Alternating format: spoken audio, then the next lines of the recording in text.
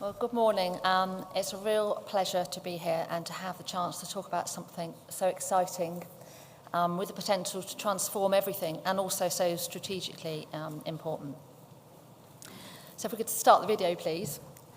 The video up here is actually an advert for synthetic human-like robots. Of course, some of you may recognise it, that it's really the trailer for a Channel 4 TV series called Humans, some parallel universe where we have these humanoid robots everywhere in our world, in our homes, in hospitals, and so forth. And the TV production company were really clever the way they launched this. They actually had shop frontage in Oxford Street, so they acted like Persona Synthetics was a real company. And a lot of people on social media thought that you could actually go and buy these things. Which is really interesting, isn't it? So I'm going to talk about three main themes. I've got to say, you might laugh less at the end. Firstly, we are in a robotics revolution, which is going to transform our world. But we've been hearing that for a little while. But actually, if you look at the empirical evidence, the fact that over the last 18 months, a plethora of articles in places like the Wall Street Journal, Forbes, and so on, the massive investment going on across the world from governments as well as industry. And so it's likely that over the next 20 years, machines are going to become ever more intelligent, more human-like, especially the ones coming into our consumer space. And humans are going to become increasingly enhanced by technology. And the transformative technology is artificial intelligence, or non-biological intelligence, if we like to call it. So we'll be talking more about that in a moment. But essentially, it's the difference between when we talk about autonomy sometimes, especially like autonomous air vehicles, they're not really intelligent, they're still being pre-programmed.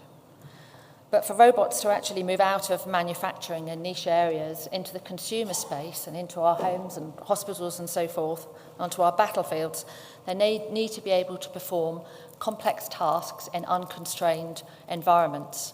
And that's where some very new technologies in artificial intelligence are very interesting.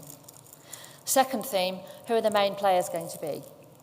So I suggest that the major players are going to be commercial corporations. I think at the moment, the likes of DARPA and the Chinese and so on have got really good fingers into all these areas. But as the commercialization takes off, I think that's going to get diluted. Small militaries, non-state actors are therefore going to have access to, at an unprecedented level, to sophisticated technologies. And of course, they won't have to obey the difficult ethical and legal constraints that governments do.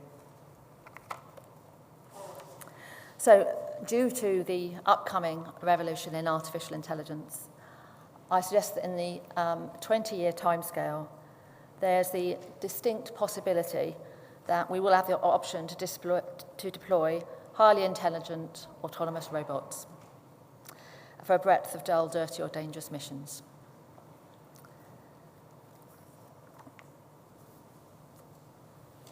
So currently, who are the major players in robotics and unmanned vehicles? Well, today it's South Korea, US, Japan, Israel, China. So Israel and South Korea, for instance, they use weaponized UGVs to patrol their borders. But increasingly, Russia is trying to play catch-up, again, very keen to weaponize. But generally, I would say that progress looks to be more evolutionary rather than revolutionary.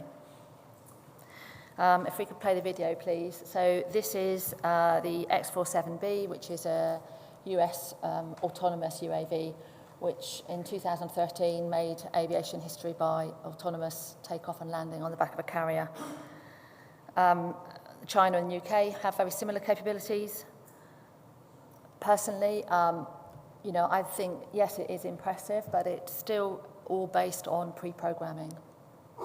But, it's that evolution. We've all become used to unmanned air vehicles or drones, and that's sort of evolution now to the more autonomous, being able to give them high-level commands rather than a sort of joystick piloting. But look what's happening in the commercial sector.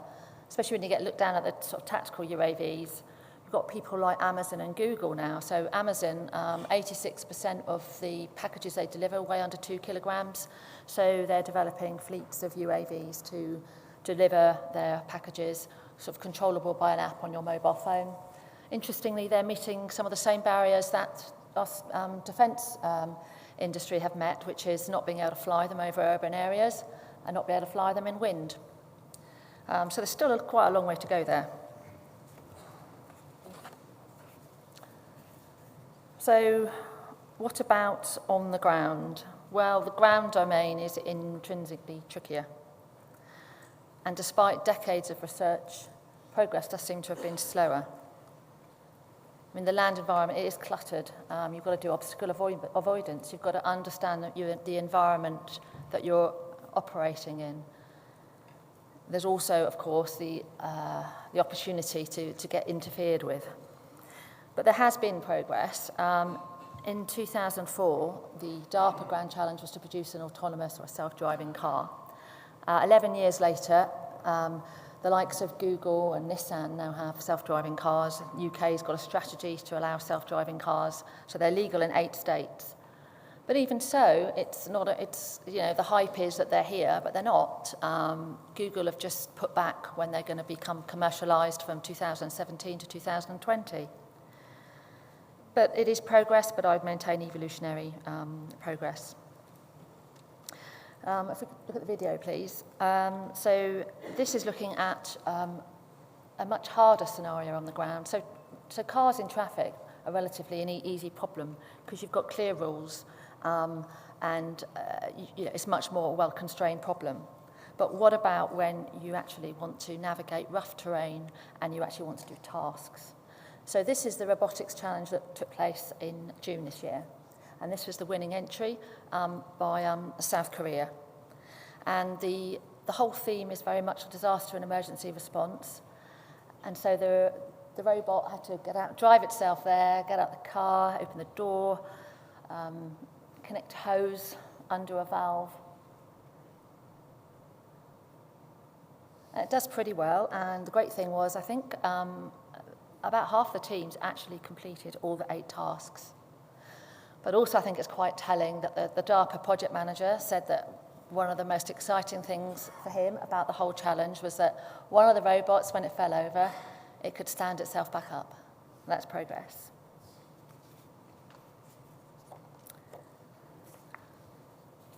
Have the next slide, please.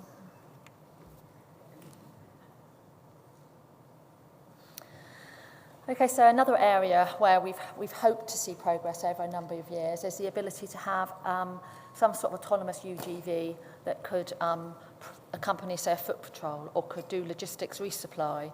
And when we talk about autonomy here, essentially we don't want it to be a liability.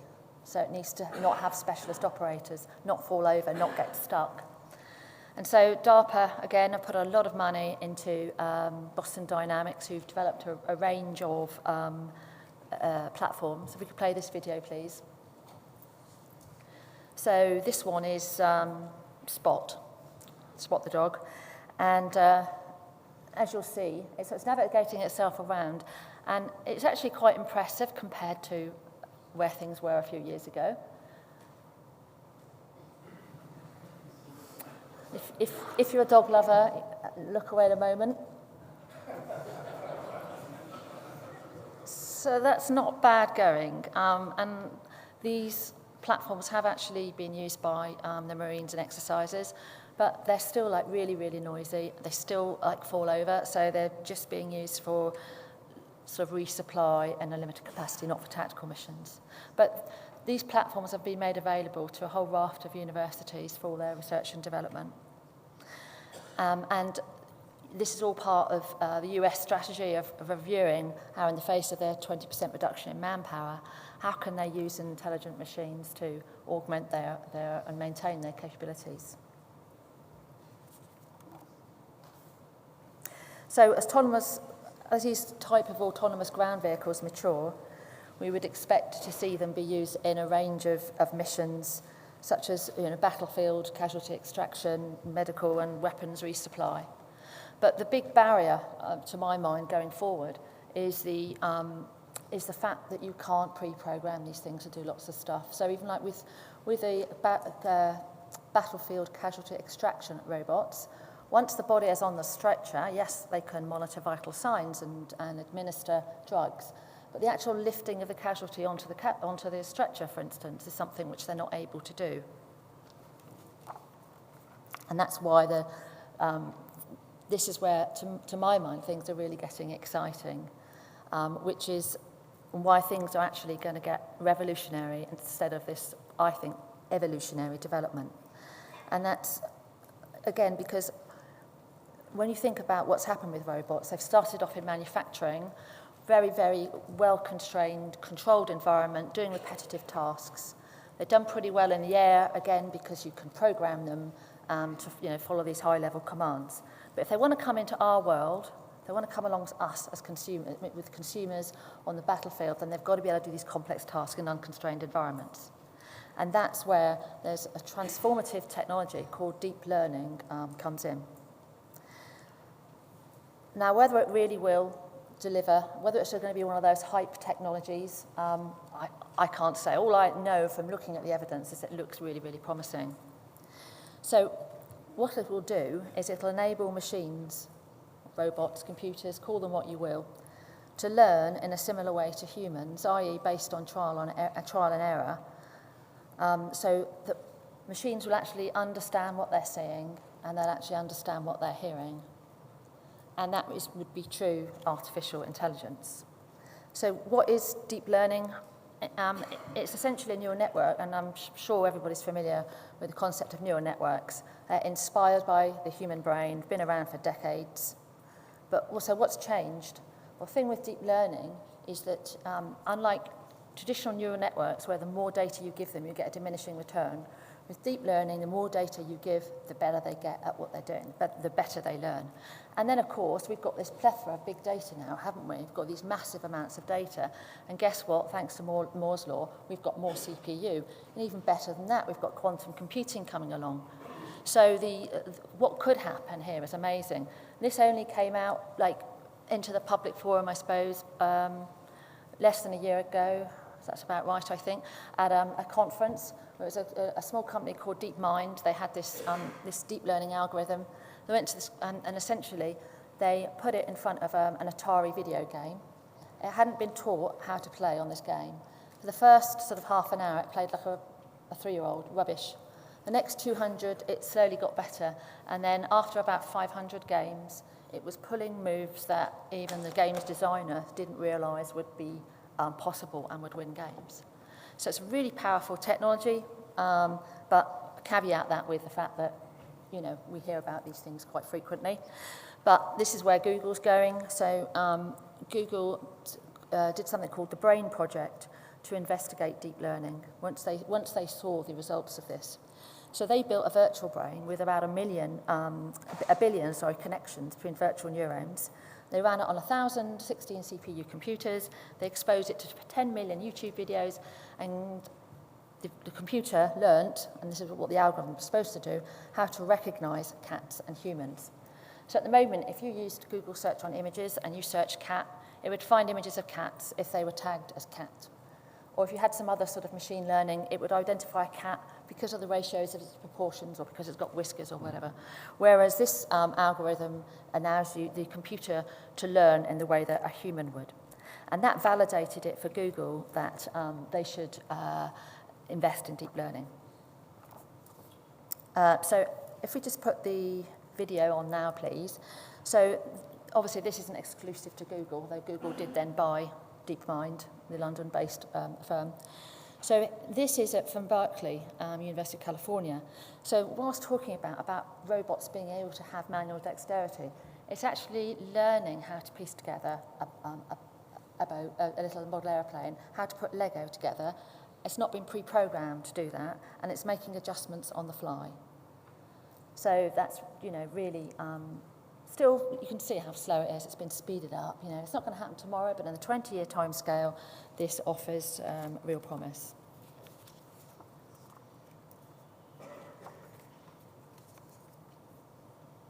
Next slide, please. So, who are the major players? Can you guess? Looking at that slide. Well, obviously, at the moment, I think, the likes of DARPA and I'm sure DSTL to some extent and other governments do have their fingers on the pulse of this. But now that the large tech powerhouses are getting involved, I think that's going to change over the next 20 years. There's so much money to be made here. So it's going to be the likes of Google, Baidu, which is the Chinese equivalent of Google, Microsoft, Apple, Facebook. So let's look at what Google have been doing. Since they did that brain experiment and they realised the potential of deep learning, they have literally spent hundreds of billions of pounds buying up the best-in-class robotics companies, best-in-class deep learning companies, and they're set to do something game-changing. So, for instance, they bought Boston Dynamics, they bought Shaft, they bought DeepMind, the little London company. Although, to be fair, DeepMind made it a condition of the takeover that Google have an ethics board to look at what Google want to do with artificial intelligence. Their director of engineering is a guy called Ray Kurzweil, who's a visionary and a very well-known computer scientist. So imagine the power of a global neural network based on Google data. Imagine a brain the size of the internet, which remembers every search you ever did, every place you've ever been. The Google brain will likely know you better than you know yourself. As I say, not just Google. So the Google project manager for the Brain project was a guy called Andrew Ng, who's now joined Baidu, the Chinese firm, to do the same.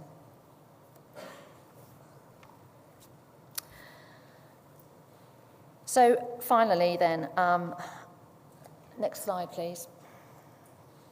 If we could play the video please. So they don't look quite as sexy as the humanoid robots that I started with. But what are the prospects then for the development of human-like robots in the next 20 years? So this is 2 Japanese androids. Japan has a love affair with all things robotics, hence the reason we're quite far ahead.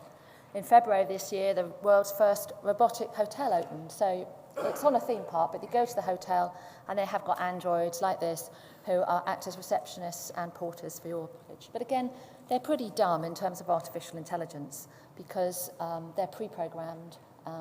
They're doing things like mimicking gestures and so on. But if the promise of technologies like deep learning and other strides being made in cognitive computing, if they do come good in the next 20 years, and a lot of experts say they will, then it's only a matter of time before androids with strong artificial intelligence are developed. In fact, many experts agree, although not everybody, that machines will be more intelligent than humans within 25 years. So I say not everybody, but it's certainly not a fringe belief. So obviously the potential for military applications are huge. Very quickly, just finishing up, I've gone over time, just to mention that it's not a binary thing because obviously as robots are becoming more convincingly humans are going to have more options and enhancements. So obviously, currently there's research going on into things like having embedded sensors, smart exoskeleton, hyper-strong robotic limbs. But many believe that within 20 to 25 years we'll have wireless internet connections in our heads, neural implants to do things like improve our cognitive processing, our memory. So already human trials have shown that neural implants can increase concentration and focus. And just like cosmetic surgery, which was initially developed for burns victims, but was then taken up for reasons of self-improvement, in the future, humans may well choose to have neural implants or augmented intelligence and capability. So I'm sorry, I feel like I've left out more than I've included, but I hope you found it interesting. Thank you. Thank you, Julia.